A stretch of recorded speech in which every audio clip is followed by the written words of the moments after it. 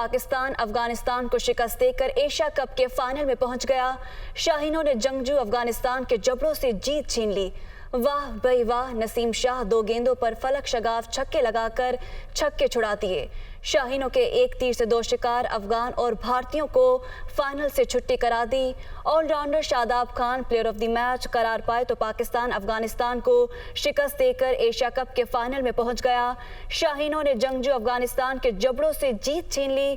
वाह भाई वाह, नसीम शाह 2 गेंदों पर फलक शगाफ छक्के लगाकर छक्के छुड़ा दिए।